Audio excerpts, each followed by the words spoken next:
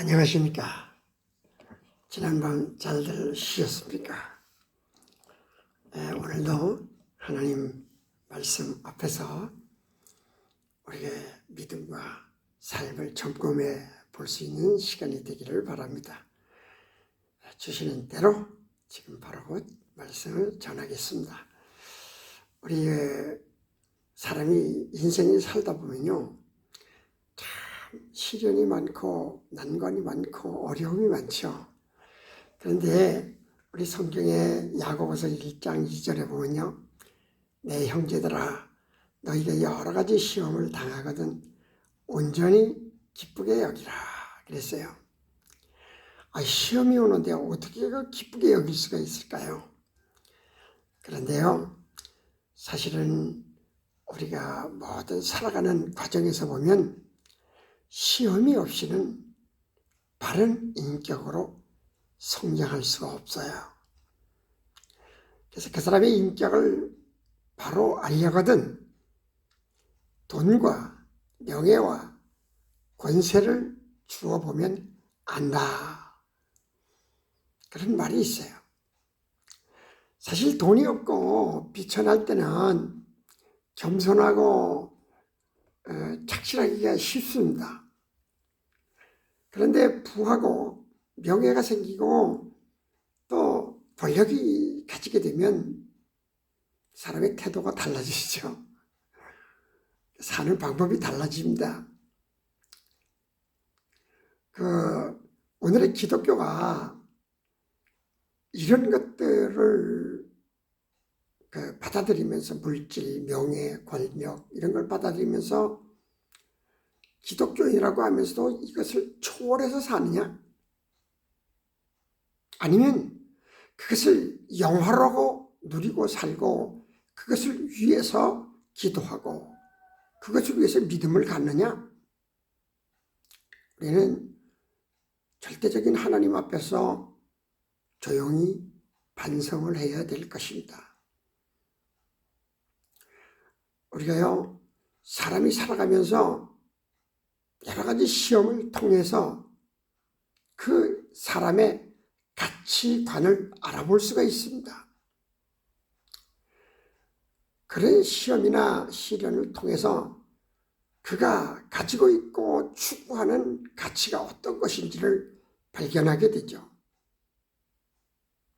자기가 나는 이것이 귀하다고 추구한다고 정신적으로 삶으로 고상한 가치관을 가지고 살았는데 시험이나 혹 시련을 당하면서 본성이 나타나게 됩니다. 그 본성이라는 게 뭘까요? 믿음 생활하는 사람의 본성이 뭘까요?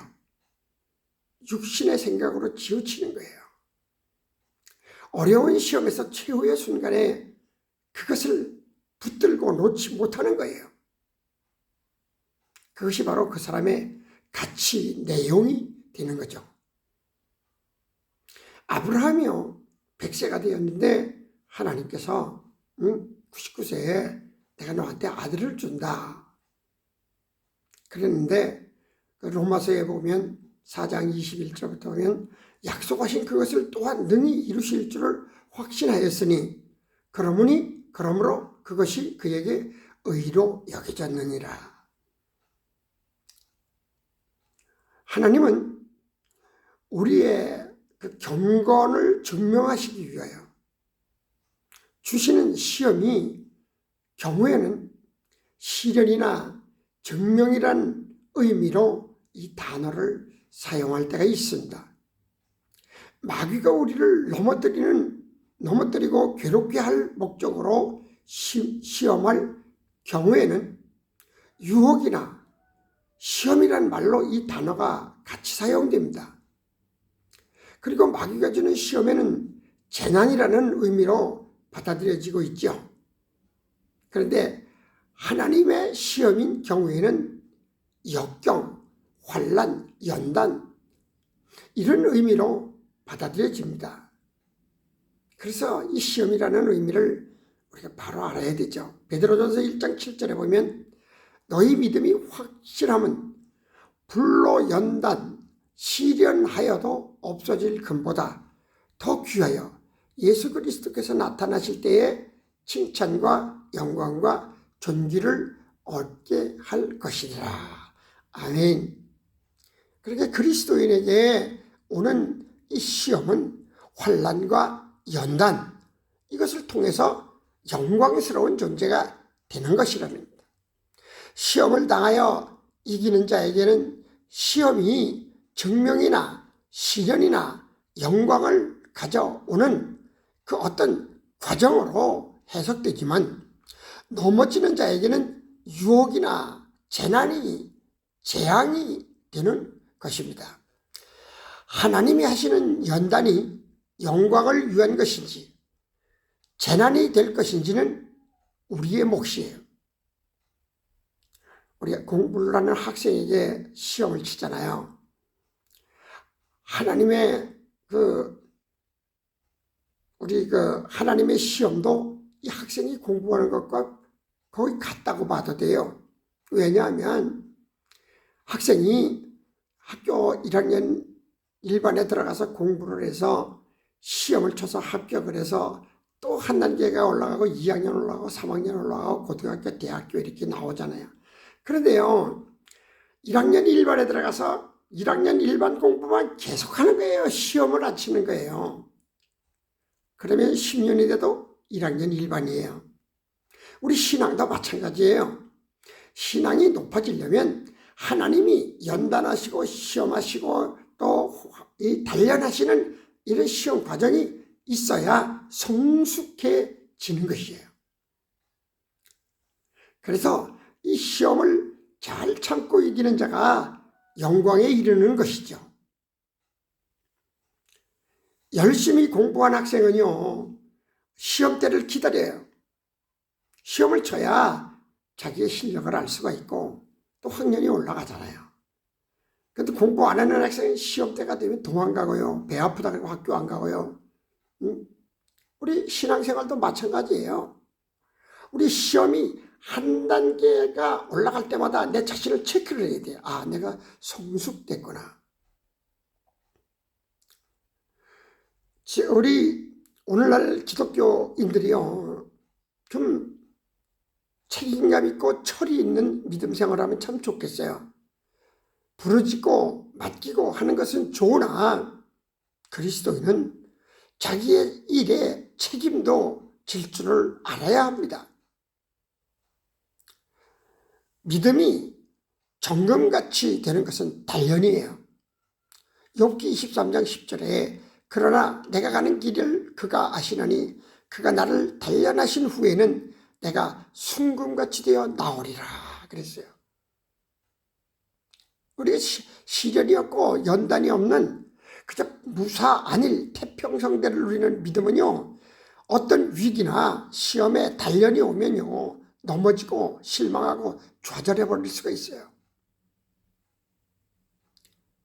우리 시편 26편 2절에 보면 여호와여 나를 살피시고 시험하사 내 뜻과 내 양심을 단련하소서 이랬습니다.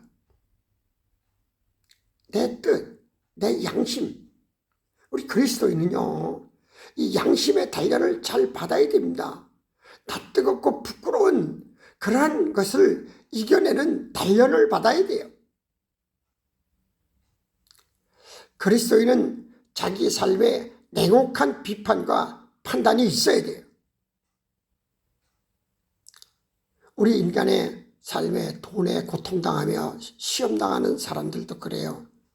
돌아보면 돈에 고통받는 사람은 자기 욕망이나 욕심 때문에 행한 결과예요. 누가 고리대금업자가 사기꾼이 내 주머니에 와서 돈을 1,000원짜리 하나 그 손으로 가져가지 않아요. 다 내 마음의 욕심과 시험에 빠져서 내 손으로 주고 거기에 대한 보상을 고통이나 시련으로 당하는 겁니다.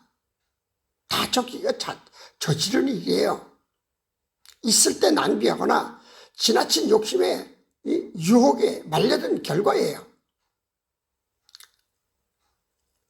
시험을 당하면요, 시험 당한다는 그 순간부터 하나님으로부터 영적 소외를 당하는 거예요. 시험 당하는 순간에 욕심. 그런데요, 그 영적으로 소외당하는 그 순간이 바로 악에 속하는 순간이에요. 죄에 속하는 순간이에요. 사울의 아말렉 전쟁을 아시지 않습니까? 아말렉의 전쟁에서 승리하거든 남녀노소 어린아이 짐승 할 것 없이 싹 죽이라 그래요. 그런 걸 보면 사람들이 믿음이 없이 일반적인 사람들은 하나님 왜 이렇게 남녀노소 짐승까지 싹 죽이라 그러나? 그런데 이것은요, 그 뿌리가 악이기 때문에 죽이라고 하는 거예요. 우리가요, 우리 자신을 보면요, 내가 거듭났다, 성령 충만하다, 새로워졌다. 그래서 그 기준이 술 안 먹고 담배 안 피우고 마약하고 도박하고 카바레 안 가고 술집 안 가고 막 그러면 그것이 벌인 줄 알아요. 그거는 당연한 거예요. 그래 사울 왕처럼 자기 판단에 버릴 거는 난 버렸다 이렇게 말을 하면서 사무엘이 사울 왕 집에 오니까 염소도 맹맹거리고 각종 짐승들의 소리가 나는 거예요. 그럼 왜 저거 안 죽였냐 그랬더니 저거는 너무 토실토실하고 살찌고 좋아서 내가 하나님께 드리려고 안 죽였습니다. 이것이 무슨 말입니까? 자기 판단에 술, 마약, 도박 이렇게 타락하는 것을 버렸다고 생각을 하면서 돈이나 명예, 권세, 사치, 세상적 가치를 우러나다가 키우고 있는 거예요. 그걸 부둥치 않고 사는 거예요. 아니 그것들을 더 크게 많이 누리기를 원하는 거예요. 하나님이 죽이라는 것을 더 누리기를 원해요. 그래서 예수 믿는 것이 세상을 사는 일에 만병통치가 되는 줄로 알고 그렇게 가르쳐요. 많이 가져라, 많이 벌어라, 많이 얻어라. 그러나 하나님의 시험과 연단은 세상을 품고 사는 그 가치를 버리기 위해서 단련하시는 거예요. 연단하시는 거예요. 그리스도인의 소망은 천국에 있습니다. 오늘 우리는요, 이 하나님께서 말씀하시는 시험이 올 때에 온전히 기쁘게 여기라고 하는 이 말씀의 의미를 잘 알아서 참으로 하나님 앞에 보람 있고 하나님 앞에 의미 있고 내가 바라는 소망에 손상이 없는 그런 귀한 믿음으로 승리하여 가시면 참 좋겠습니다. 고맙습니다.